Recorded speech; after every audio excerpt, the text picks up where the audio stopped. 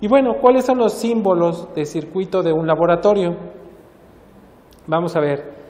Recuerda, estamos trabajando con circuitos eléctricos. Entonces, lo tenemos prácticamente pues, en nuestros hogares, lo tenemos en las oficinas, lo tenemos en una escuela.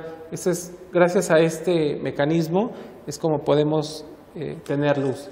Entonces, tenemos un reóstato que bueno, interactúa directamente con una resistencia. Ponemos una pila, que es la diferencia de potencial, lo que te platicaba, ¿no? Primero en la parte superior o en la parte izquierda va el positivo y abajo siempre va a ir el negativo. Y tenemos el amperímetro, que en este caso, bueno, nos mide la corriente eléctrica. Tenemos el voltímetro, que evidentemente mide el voltaje. ¿Y cuáles son los factores que afectan a la resistencia? Bueno, evidentemente uno de ellos es la longitud. Claro, no es lo mismo que una corriente eléctrica, pues digamos, circule en un cable de 10 metros a que tenga que recorrer una distancia de más de 100 kilómetros. Pues evidentemente el paso de la corriente va a ir cada vez disminuyendo, porque al final de cuentas la energía juega un papel muy importante. Entonces, vamos a ver. La longitud me dice que es el doble de la longitud entre 2 veces la resistencia. Entonces, en este caso, el área A de la sección transversal del material, las áreas más grandes ofrecen menos resistencia, ¿no? Y es lógico, de acuerdo con la formulita que te acabo de presentar. ¿Sale? Ahí tenemos precisamente la diferencia entre el escenario de la izquierda y el que tenemos representado del lado derecho. Ahora, ¿cuáles son los factores que afectan a la resistencia?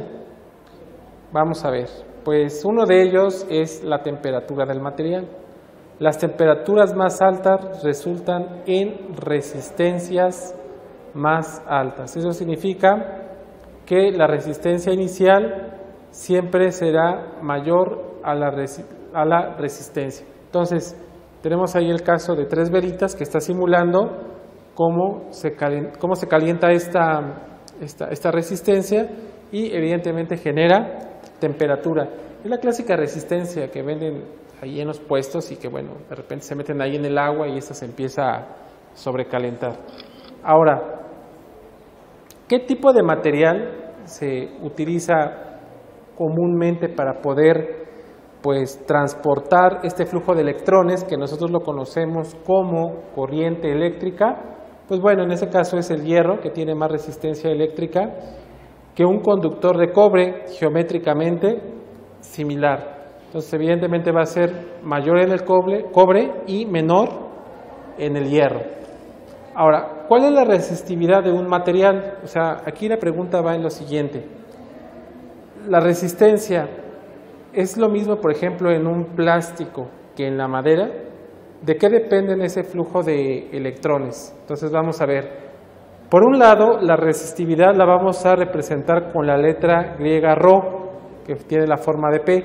Es una propiedad de un material que determina su resistencia eléctrica.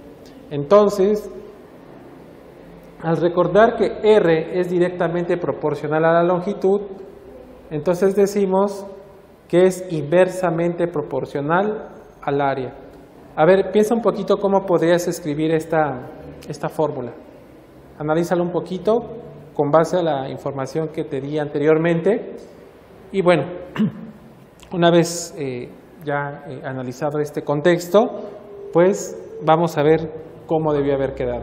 Aquí lo tenemos. La resistencia, que está determinada por una resistividad, la tenemos con la letra ρ, me dice que es directamente proporcional a L, que en este caso es la longitud, e inversamente proporcional al área. Bueno, esa es la manifestación y el comportamiento que se da en una resistencia dependiendo el tipo de material. Y bueno, otro dato importante es que la unidad de resistividad es el ohmmetro, que se mide en ohm por metro. Vamos a un ejemplo. A ver, vamos a ver. Fíjate bien, ¿Qué longitud L de alambre de cobre se requiere para producir un resistor de 4 megaohms. Suponga que el diámetro del alambre es de 1 milímetro y que la resistividad Rho del cobre es de 1.72. Entonces vamos a ver. Mira, primero vamos a determinar cuáles son nuestros datos, ¿vale? Y recuerda bien la formulita, por eso es importante que en la medida que las vamos presentando, pues las vayas anotando y que además vayas haciendo un formulario. Eso te va a ayudar bastante en el momento que quieras resolver algún planteamiento como el que te estoy presentando. Entonces, el área, porque como son áreas son circulares, entonces utilizamos pi, cuyo valor aproximado es 3.1416 y lo multiplicamos por el diámetro al cuadrado. Entonces, ¿tienes lista tu calculadora? Mira, si es la calculadora científica, viene la función inversa, presionas pi para que te dé el resultado exacto, no el aproximado, el exacto, abres paréntesis y ponemos 0.001 elevado al cuadrado. ¿Listo? Bien, ahora presionamos entre 4 porque bueno, es un cociente. Vamos a ver, el resultado que debió haber quedado es el siguiente. Me dice que es 7.85 por 10 a la menos 7 metros cuadrados. Es decir, es una área extremadamente pequeña. Pues bien, la fórmula que utilizamos o que vamos a utilizar es esta, donde me dice que la resistencia es igual a Rho entre la longitud y el área. Ya tengo el área, entonces lo único que tengo que hacer es sustituirlo en esta fórmula. Vamos a ver. Entonces, L, que en este caso es la longitud, porque el problema me dice que ¿cuál es la longitud? Eso significa que tengo que buscar la distancia, ¿no? Entonces, es la resistencia por el área. La resistencia, bueno, pues ya me la da el problema. Me dice que es un resistor de 0.004 miliohms y me dice que por otro lado el área, que es la que acabo de calcular, es 7.85 por 10 a la menos 7. Bueno, en realidad esto no es más que una jerarquización de operaciones. Entonces multiplicamos 0.004 por 7.85 por 10 a la menos 7 y oprimimos entre 1.72 por 10 a la menos 8 y prepara tu resultado. A ver, espera un poquito para que lo tengas listo. A ver, vamos a ver el resultado. Me dice que la longitud requerida es de 0.183 metros. Y bueno, de esta manera es como nosotros podemos calcular la longitud de un alambre. ¿Qué te parece? Si te das cuenta no es complicado, mira, solamente visualiza la fórmula y como te comenté hace un momento, trata de hacer un formulario porque este te va a ayudar mucho. Y también es importante que identifiques qué significa cada uno de los componentes de esta fórmula. Y bueno, hace poquito te platicaba también de cuál es el papel que juega la temperatura en un resistor o en una resistencia. La resistencia cambia en proporción a la resistencia inicial y al cambio de temperatura. Entonces, obviamente, si se incrementa, pues esta temperatura pues va a generar estragos directamente sobre la resistencia. Entonces, podemos ver la siguiente relación, que el cambio de la resistencia es directamente proporcional a la resistencia inicial y el incremento o el cambio de temperatura. Esto es muy importante, ir anotando los conceptos básicos. Este coeficiente de temperatura de la resistencia, que es directamente proporcional al cambio en resistencia por unidad de resistencia y por unidad de grado en cambio de temperatura. O sea, en español, en la medida que los grados aumentan, pues la resistencia lleva a cabo el mismo proceso. Y bueno, de esa manera podemos decir que la unidad es la inversa en grados centígrados. Entonces, bueno, esto representa el coeficiente de temperatura. Vamos con el siguiente ejemplo. Es otro problemita y dice, la resistencia de un alambre de cobre es de 4.0 miliohms cuando esta resistencia está a una temperatura de 20 grados centígrados. Entonces la pregunta es, ¿cuál será su resistencia si se calienta a 80 grados centígrados? Suponga que, en este caso, A, que es el área donde se encuentra este resistor, es de 0.004. Es decir, aquí ya lo encontramos convertido en miliohms. Ya tienes la formulita, vamos a ver, mira. Me dice que la resistencia, que en este caso es de 4 miliohms, y el dato que tengo adicional es un incremento de temperatura, es decir, va a pasar de los 20 a los 80 grados. Entonces tengo que hacer el diferencial. En este caso el cambio entre estas dos es de 60 grados, ¿no? Es una operación muy simple. Ahora bien, ese incremento en la resistencia, que es directamente proporcional al resistor y al incremento de la temperatura, se manifiesta como un producto. Entonces tomamos la calculadora y decimos 0.004 en un sistema de paréntesis y lo hacemos de manera análoga con el 4 y en lo sucesivo con el 60 para ver cuál es el cambio de esta resistencia. A ver, ¿tienes el dato? Vamos a ver, el resultado que debió haber quedado en el cambio del resistor es de 1.03 miliohms. ¿Sale? Entonces, bueno, aquí tenemos un ejemplo más. ¿Eso qué significa? Que la resistencia total es igual a la resistencia inicial más el cambio o el incremento de la resistencia debido a la temperatura.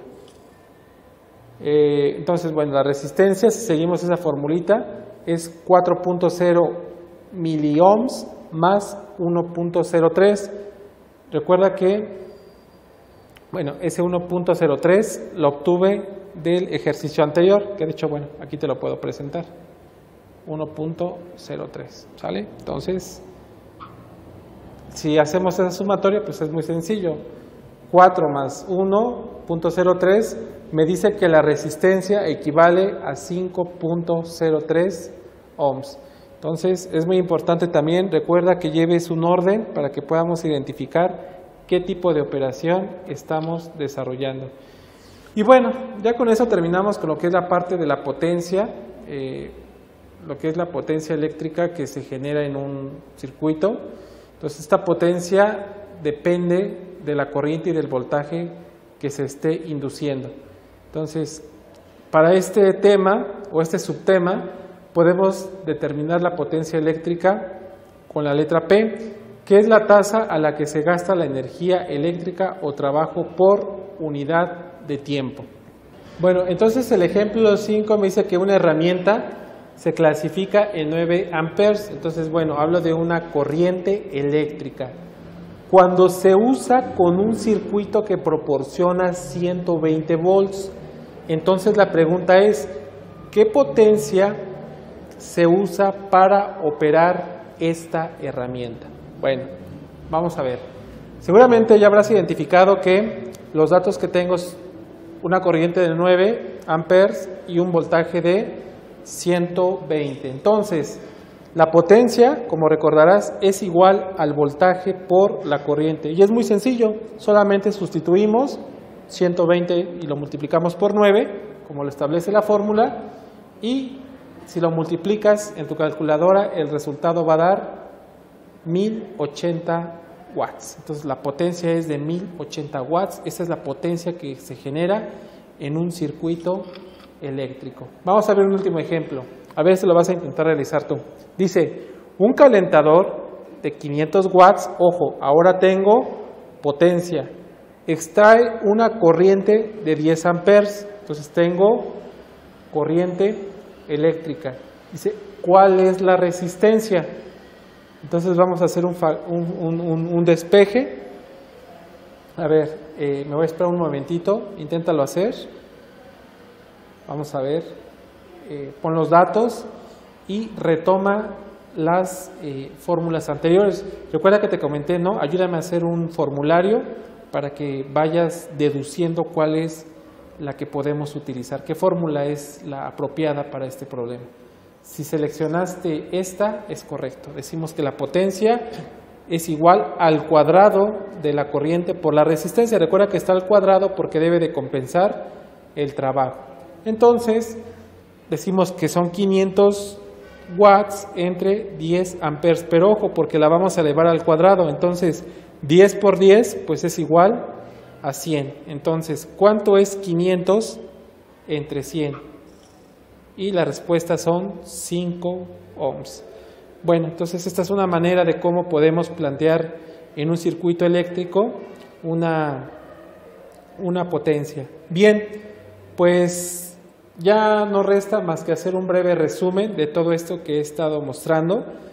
Es importante siempre tener en claro cuáles son los conceptos, cómo es un circuito eléctrico, para poder entenderlo en su totalidad o si no, comprender algunas partes de este sistema, ¿no? Entonces, en resumen, la corriente eléctrica me dice que es igual es directamente proporcional a la carga e inversamente proporcional al tiempo. Eso en lo que concierne a la corriente eléctrica. Te hago una pregunta. Otra variable dentro de la ley de Ohm, vamos a ver, en este caso es la corriente. La corriente, bueno, que subyace o que nace de una carga eléctrica y del tiempo, bueno, pues la podemos deducir con la ley de Ohm como corriente directamente proporcional al voltaje e inversamente proporcional a la resistencia. Y bueno, de esta manera es como hemos expuesto este tema de la ley de Ohm. Y bueno, lo que me resta hacer a continuación es hacer un ejemplo muy sencillito donde podemos interactuar con todas estas fórmulas y pues bueno, utilizar el famoso triángulo mágico, que te vas a dar cuenta que es muy sencillo, es muy similar al que utilizamos con la segunda ley de Newton, lleva el mismo mecanismo. Como un resumen adicional, tuviera lo siguiente, que la resistividad de los materiales depende prácticamente de su longitud y depende también del área, ¿sale? Este es un dato también importante porque todos se oponen, pero en distinta medida. Y por otro lado también decíamos que bueno, esta resistencia depende de la temperatura. Entonces significa que el cambio de resistencia es directamente proporcional a la temperatura o al incremento de la temperatura que influye directamente sobre la resistencia. Entonces utilizamos la inversa de los grados centígrados como lo mostramos en la fórmula que tenemos del lado derecho. Y finalmente lo que vimos, ¿no? La potencia eléctrica básicamente podemos deducirla que es el voltaje por la corriente. Entonces bueno, de esta manera pues te muestro igual las fórmulas que estuvimos empleando y vamos a hacer un ejercicio muy sencillo. Ok, bueno, vamos a practicar.